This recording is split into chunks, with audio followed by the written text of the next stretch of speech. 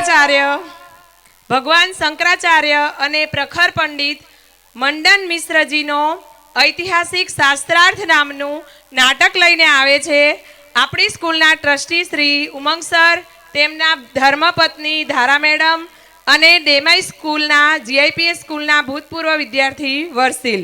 પણ હું સરને વિનંતી કરીશ કે શંકરાચાર્યજીના વિષયમાં આપણને કંઈક વિશેષ માહિતી આપે. પુણ્ય થઈએ ધરા, ધન્ય થયો એ માનવી, પુણ્ય થઈએ ધરા, ધન્ય થયો. ધોરણ 4ના વિદ્યાર્થીઓ પણ સરના આ શાસ્ત્રાર્થમાં ભાગ લીધેલ છે. સહજાનંદ ઇન્ટરનેશનલ સ્કૂલ ધોરણ 4 ગુજરાતીના.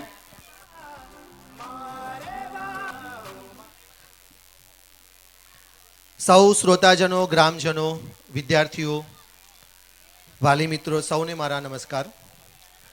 હવે આજનો થોડોક મારો લુક જોઈને તમને નવાઈ બી લાગી હશે, પણ આજે એક વિદ્યાર્થી તરીકે હું છું એવું માની લો. અને મને ખરેખર ખબર પડી ગઈ કે કોસ્ચ્યુમ તૈયાર કરવામાં કે એક્ટમાં દાખલ થવામાં કેટલો સમય લાગે છે. મિત્રો, હવે હું આજે આપની સમક્ષ એક વિષય લઈને ઉપસ્થિત છું.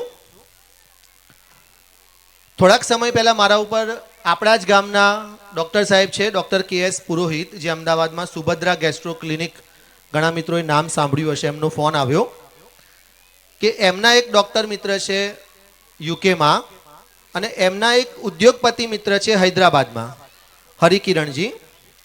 હવે હરિકિરણજીએ તેમના ગુરુજીની પ્રેરણાથી ભારતભરમાં 108 શંકરાચાર્યજીની મૂર્તિની સ્થાપના કરવાનો સંકલ્પ કર્યો. એટલે ડૉક્ટર સાહેબે મને એક સુઝાવ આપ્યો કે આપણા સાઠમમાં નવી સ્કૂલ બની રહી છે, તો છોકરાઓને કાયમ માટે પ્રેરણા મળે એટલા માટે એક શંકરાચાર્યજીની મૂર્તિની સ્થાપના કરીએ. બાદમાં ભારતના પ્રસિદ્ધ શિલ્પી ગણેશ ભટ્ટ દ્વારા આ એક જ પથ્થર બ્લેક માર્બલમાંથી કંડારીને એ મૂર્તિ બેંગ્લોરથી આપણા ત્યાં મોકલી આપી. એમનો વિશ્વાસ હતો કે અહીંયા એ મૂર્તિનું આમન્ય જળવાશે અને બાળકો, મારા ગામના બાળકો છે તો તે કંઈક શીખશે. ત્યાં સુધી શંકરાચાર્યજી વિશે હું પોતે એટલું કંઈ જાણતો નહોતો. પછી મેં વાંચ્યું એટલે ખબર પડી કે ભારતની આ ભૂમિ એ શંકરાચાર્યજી, માધવાચાર્યજી, રામાનુજાચાર્યજી, આપણા જે લોકલ સંતો છે, આપણા ગુજરાતના બાપા સીતારામ, બાપા જલારામ, નીમ કરોલી બાબાનું અત્યારે તમે સોશિયલ મીડિયામાં જોતા હશો, આવા સેંકડો દાર્શનિકો, સેંકડો સંતોની આ પાવન ભૂમિ છે, બુદ્ધની ભૂમિ છે, અરિહંતની ભૂમિ છે, મહાવીરની ભૂમિ છે, કાલે જ મહાવીર જયંતિ, કૃષ્ણની ભૂમિ છે. આજે માધવપુરનો મેળો છે 3 તારીખે દ્વારકામાં, આપણે લગ્ન ગીત ગાઈએ છીએ ને, માધવપુરનો મેળો ને જાદવપુરની જાન, એ આજે 3 તારીખે. આ બધા દાર્શનિકોની ભારતની આ પવિત્ર ભૂમિ છે કે જેમાં એ પેદા થયા છે. શંકરાચાર્યની જ મૂર્તિ કેમ? તો મિત્રો, જે શાસ્ત્રાર્થ છે કે જેમાં આપણે તર્કથી, વિવેકથી, બુદ્ધિથી, હાજર જવાબીથી સામાવાળા વ્યક્તિને કન્વિન્સ કરવાનું છે કે શાસ્ત્રોમાં પ્રમાણ આપેલું છે એટલે આ રીતે આપણે વિચારવું જોઈએ, એને કહેવાય શાસ્ત્રાર્થ. અને શાસ્ત્રાર્થ જો અત્યાર સુધી સૌથી સુંદર રીતે કોઈએ કર્યું હોય અને દિગ્વિજય રહ્યા હોય તો એ છે આપણા આદિગુરુ શંકરાચાર્ય. તેમને ભગવાન શંકરનો અંશ જ ગણવામાં આવે છે. મિત્રો, તેમના માતા પિતાને પહેલાં સંતાન નહોતું, બાદમાં શંકરદાદાની કૃપાથી તેમને સંતાન પ્રાપ્ત થયું. ઘણી લાંબી ચર્ચા છે એટલે હું તેમના જીવન ઉપર નહીં જઈશ, પણ તેમના જ્ઞાન ઉપર થોડીક વાત કરીને આપણે આ નાટક ભજવીશું. શંકરાચાર્યજીએ માત્ર 32 વર્ષ જીવ્યા. આ 32 વર્ષમાં એમની સ્પીડ જુઓ કે ભગવાન શંકરાચાર્ય ભારતના ભ્રમણમાં નીકળ્યા અને 4 વાર ભારત ભ્રમણ કર્યું. દસનામી સંપ્રદાય, જે આપણે કોઈની પાછળ ગિરી લાગ્યું હોય, કોઈની પાછળ સરસ્વતી લાગ્યું હોય, કોઈની પાછળ આશ્રમ શબ્દ લાગ્યો હોય, કોઈની પાછળ પર્વત શબ્દ લાગ્યો હોય, કોઈની પાછળ વન, અરણ્ય, આ શબ્દો દશનામી સંપ્રદાયના શબ્દો છે મિત્રો. એની શરૂઆત શંકરાચાર્યએ કરી. દંડી સંપ્રદાય, દંડી પરંપરા કે જે શાસ્ત્રાર્થથી ધર્મની રક્ષા કરે, તેની શરૂઆત શંકરાચાર્યએ કરી.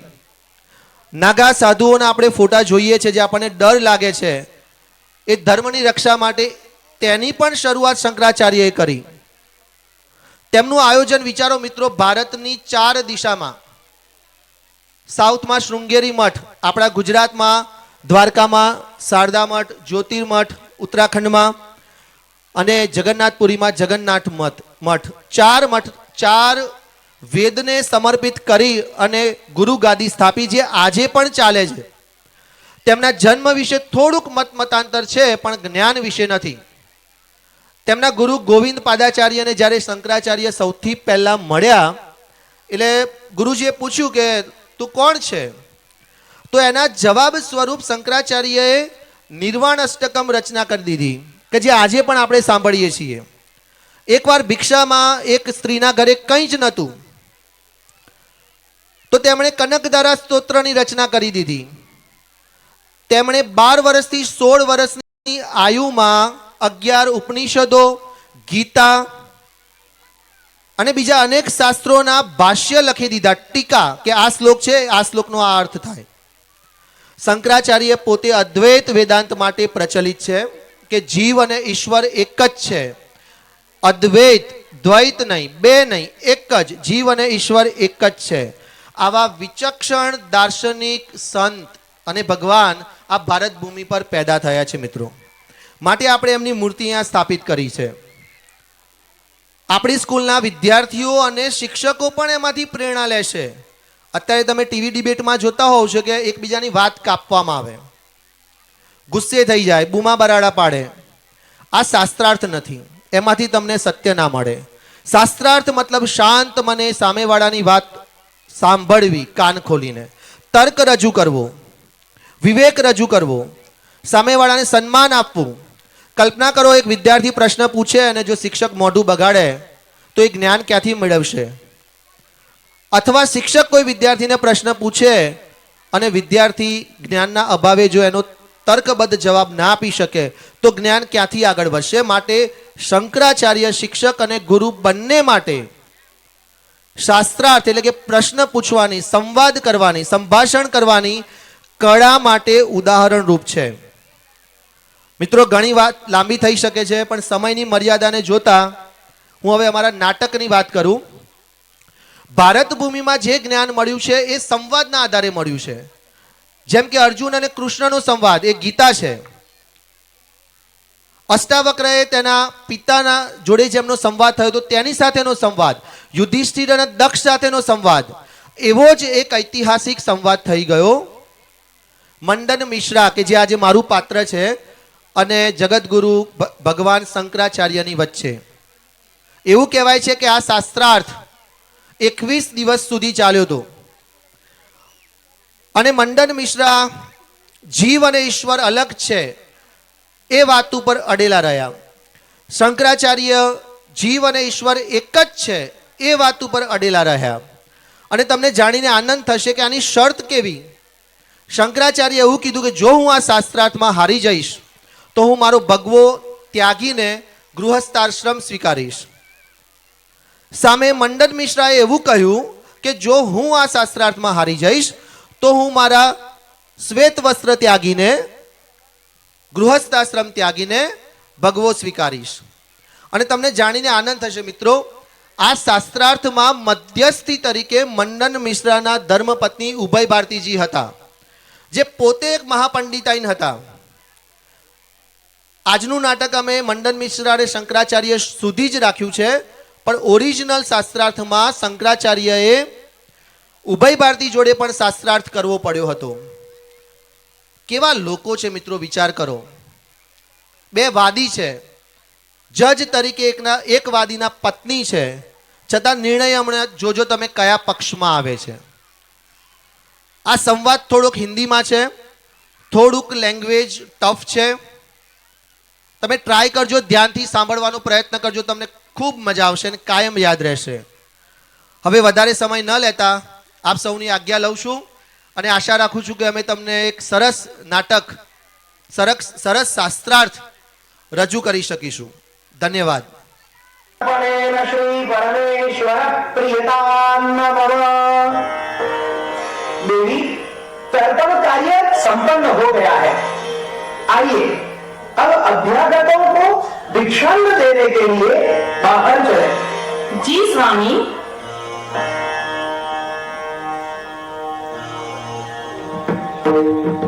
पंडित मंडन मिश्र का घर यही है क्या?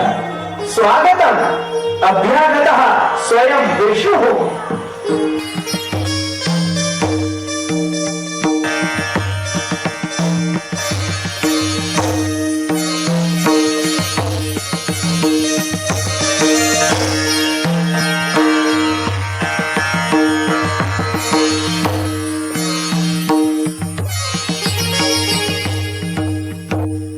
यति श्रेष्ठ, आइए पधारिए, हमारे यहाँ भिक्षा ग्रहण कीजिए। मैं अन्न की भिक्षा के लिए नहीं आया हूँ, तो मैं तो वाद की भिक्षा मांगने आया हूँ। वेदांत मत का विस्तार करने की ही मेरी इच्छा है। ओहो, आप वाद की भिक्षा मांग रहे हैं? हमें अत्यंत हर्ष हुआ। आप हमारे उत्तम ऐसे वेदांत मत का आश्रय लें अथवा हमारे साथ विवाद करें, और नहीं तो पराजित हुआ यही कह दें। 1000 मुख वाले शेषनाग भी अगर आ जाएं, तो उन्हें यह मंडन पंडित मैं पराजित हुआ ऐसा कहने वाला नहीं। तो फिर श्रुतियों में प्रतिपादित ऐसे हमारे कर्मकांड के उज्जवल सिद्धांत को छोड़कर मैं पराजित हुआ ऐसा कहकर तुम वैरागियों के कपोल कल्पित सिद्धांत में मैं पढ़ूं? कैसी बात कर रहे हैं आप? सन्यासी जी क्षमा करें, पहले तो आप आसन ग्रहण करें। आस्यताम।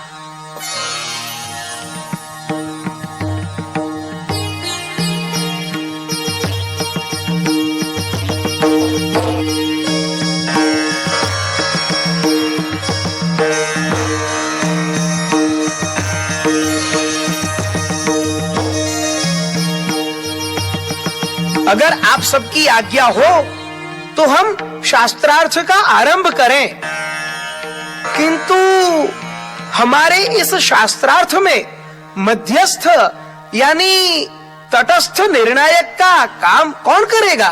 आपकी धर्मपत्नी उभय भारती जी यह कार्य करेंगी। माता जी, आपके ज्ञान के विषय में मैंने बहुत कुछ सुना है। आप महापंडिता हैं, अतः आप हमारे इस वाद में मध्यस्थ के स्थान का स्वीकार करें। यतिवर, आपका आदेश मैं स्वीकारती हूँ। आप दोनों वादियों को मैं प्रतिदिन पुष्प की एक एक माला पहनाऊंगी। जिस दिन आप दोनों में से जिसके गले की माला पहले मुरझाकर सूख जाएगी, उसको अपनी पराजय स्वीकार करनी होगी, और जिसके गले की माला के पुष्प खिले रहेंगे, उसकी विजय होगी। यह निर्णय पद्धति आपको मान्य है? आपने जो कहा वह हमें मान्य है।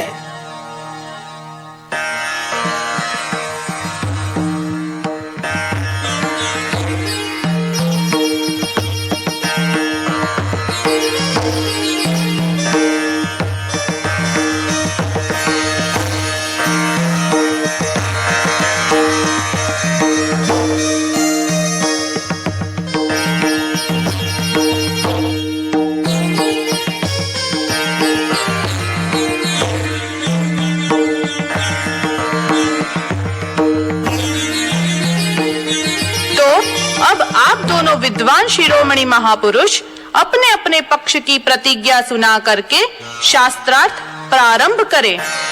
एक अद्वितीय ब्रह्म ही सत्य है, वह अनादि सिद्ध अज्ञान से आवृत है, अतः शुक्ति जैसे रजत के रूप में प्रतीत होती है, वैसे समस्त प्रपंच के रूप में ब्रह्म प्रतीत होता है। ब्रह्म के ज्ञान से प्रपंच और उसके कारणभूत अज्ञान का नाश होता है। तब जो स्वरूप स्थिति होती है वह मुक्ति है, ऐसा हम मानते हैं। और ऐसा मानने में वेद के मस्तक स्वरूप उपनिषद प्रमाण है। मंडन मिश्र, यह मेरी प्रतिज्ञा है। वाद में वैसे अद्वैत मत की जीत निश्चित ही है। यदि कदाचित मैं हार जाता हूँ तो भगवे वस्त्र वाले इस सन्यास को त्याग कर मैं श्वेत वस्त्र धारण कर लूंगा। वाद में जय पराजय का निर्णय आपकी धर्मपत्नी उभय भारती जी करेंगी।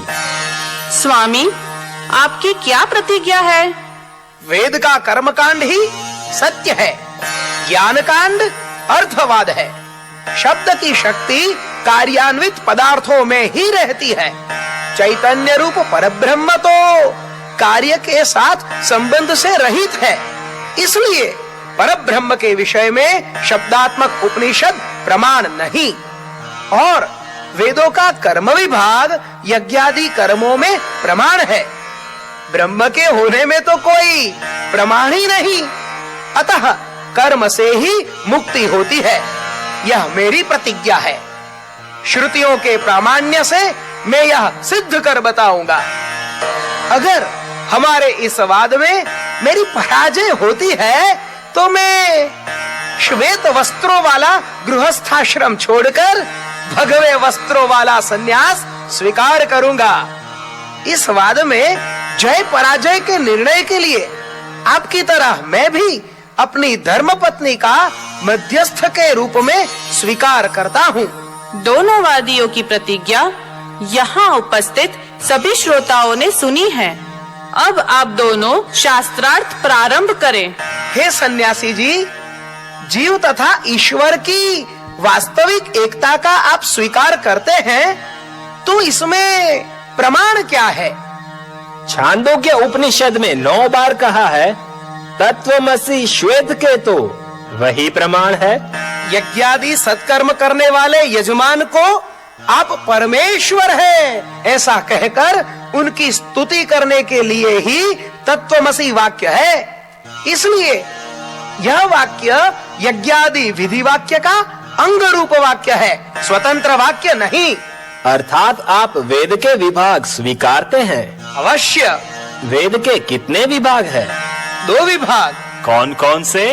कर्मकांड और ज्ञान कांड। यज्ञादि विधि वाक्य किस कांड में है? कर्म कांड में। और आदित्यो यूपः इत्यादि वाक्य? यह भी कर्म कांड में। इस प्रकार इन वाक्यों को विधि वाक्य के अंगरूप वाक्य कहा जा सकता है, लेकिन तत्वमसि वाक्य तो कर्म कांड से भिन्न ज्ञान कांड में है, जो स्वतंत्र रूप से सिद्ध ब्रह्म में प्रमाण है। तो फिर इसे विधि वाक्य का अंगभूत वाक्य किस प्रकार कहा जा सकता है? नहीं कहा जा सकता। इससे सिद्ध होता है कि तत्वमसि वाक्य जीव और ब्रह्म के वास्तविक अभेद का निरूपण करता है।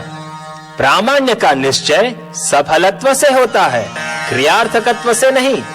अतः उपनिषद सिद्ध ब्रह्म में प्रमाण है। जय हो विजयताम विजयताम। तो फिर मनोब्रह्मेत्युपासित वगैरह वाक्यों की भांति तत्वमसि आदि वाक्य भी उपासना करने का विधान करता है, ऐसा मानना चाहिए। मीमांसक शिरोमणि ही श्रीमंडन मिश्रो विजयताम विजयताम विजयताम। हे बुद्धिमान, तत्वमसि वाक्य में विधि बताने वाला कोई शब्द तो है ही नहीं, तो फिर उसे उपासना वाक्य भी किस प्रकार कहा जा सकता है? यति श्रेष्ठ श्री शंकराचार्यो विजयताम विजयताम विजयताम। हे विद्वान वादियों, आज आप लोग यहीं विराम कीजिए। सन्यासी जी, आप भिक्षा के लिए पधारिए। स्वामी, आप भोजन के लिए पधारिए।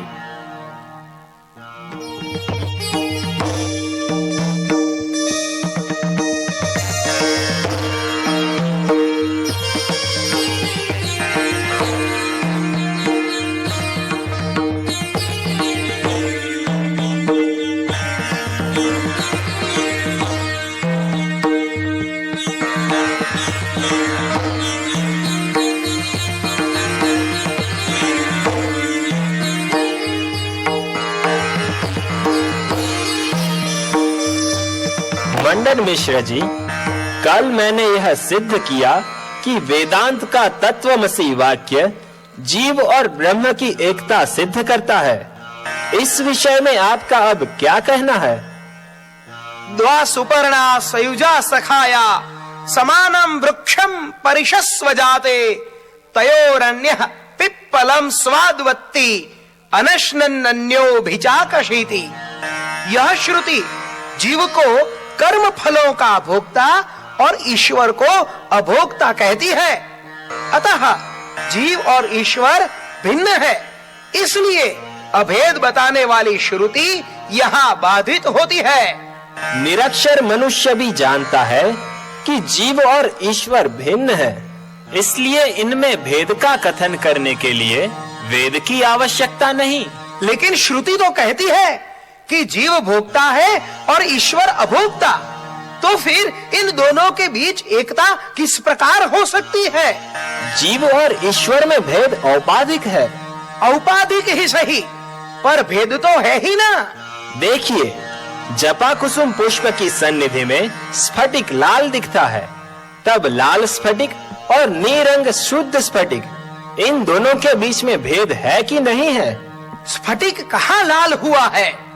दिखता तो है वह लाल, पर स्वरूप से तो वह शुद्ध ही है ना। इसी प्रकार देहादि उपाधि के कारण शुद्ध चैतन्य जीव और ईश्वर ऐसे भिन्न रूपों में दिखता है। वस्तुतः वे दोनों एक शुद्ध चैतन्य ही हैं। यति शिरोमणि वेदांत केसरी भगवद पाद श्री शंकराचार्यो विजयता विजयता विजयता। कदाचित यह मंत्र जीव और ईश्वर की एकता बताता है, लेकिन ऋतम पिबन्तौ सुकृतस्य लोके गुहम प्रविष्टौ परमे परार्धे छाया तपौ ब्रह्मविदो वदन्ति पंचाग्नयो ये च त्रिनाचिकेताः। यह कठश्रुति तो जीव और ईश्वर को धूप और छांव की तरह अत्यंत भिन्न ही कहती है ना? नहीं, यह श्रुति लोक प्रसिद्ध भेद का अनुकथन करती है, जबकि अभेद श्रुति अपूर्व अर्थ का निरूपण करती है, इसलिए अभेद श्रुति बलवान है। हे योगीश्वर, भेद श्रुति को तो संसार प्रसिद्धि रूप दूसरे प्रमाणों का बल मिलता है, इसलिए यह अभेद श्रुति बाधित होती है। मीमांसक मूर्धन्य पंडिताग्रणी श्री मंडन मिश्रो विजयता विजयता विजयता।